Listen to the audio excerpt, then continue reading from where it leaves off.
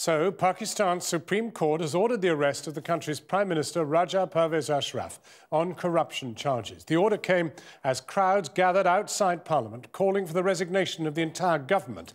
An aide to the Prime Minister has accused the courts and the military of working together to topple the administration. Jonathan Rugman is in Islamabad. Jonathan. John, it is midnight here in Islamabad, and yet the main street behind me is clogged with thousands of celebrating people. They've heard the news that the Supreme Court wants the Prime Minister arrested, and they're saying they won't go home until the rest of the government is taken from power as well. But though this may look like an echo of the Arab Spring, could it in fact be the opposite? That is the danger here that this could herald the beginnings of yet another military takeover. This afternoon, thousands in Islamabad celebrated their Prime Minister's downfall after Pakistan's Supreme Court ordered his arrest on charges of corruption. And this was the preacher breaking the news, Dr. Muhammad al-Qadri, a moderate Sufi cleric in a sharp pinstripe suit. And his message of change is so dangerous to him that it comes from inside a bulletproof metal box. This is green revolution, this is peaceful revolution, this is democratic revolution, this is constitutional revolution, this is lawful revolution. As birds of prey stalked the parliament, Dr. al-Qadri's supporters did the same below. Nothing like the million-man march the cleric had called for, but enough to block Islamabad's main road until, they say, the whole government resigns. It's a soft revolution. It's nothing as Tahrir Square. It is soft revolution is a spiritual revolution. And if that continues for another few days, I think the rest of the government will go. No democratic change can occur ever in the history of Pakistan. This cleric says he has marched to Parliament to save Pakistan from collapse. But it's a mark of how weak this government now is that a crowd of tens of thousands of people thinks it does have the power to force this government from office.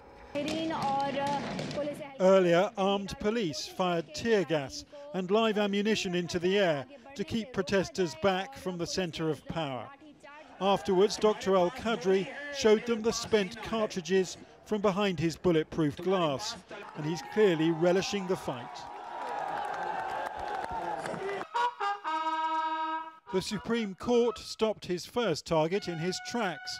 Prime Minister Raja Pervez Ashraf, no longer whiter than white, and now facing arrest for allegedly taking millions from contract kickbacks.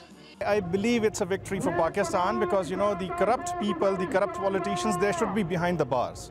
Because it's been like 60 years that we've been, you know, punished by these politicians. We are really sick and tired of these people now. But the Prime Minister's spokesman claims the scales of justice have been rigged, that the court is in cahoots with the army in a plot to topple Pakistan's government.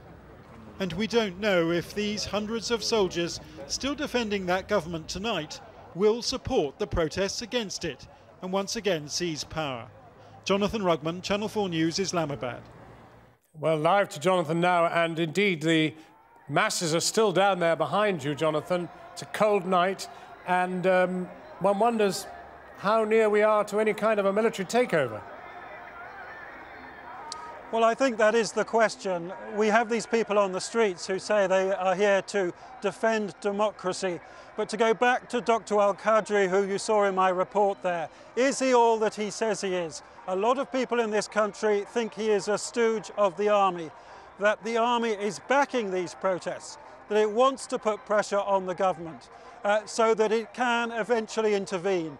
And I think that would be a terrible tragedy in this country. You have to remember, and amazing this, that not one single government in Pakistan since this country was created has survived a single term. This government has been in office for about 5 years. It's almost made it. It may be about to be pushed out. The question is whether it will get to the end of its term, whether the army will move in, and whether these protesters here, although they say they want democracy, may find that they're being used by the army and will end up with something far worse. Jonathan Rugman, live in Islamabad. Christian. Thanks, John.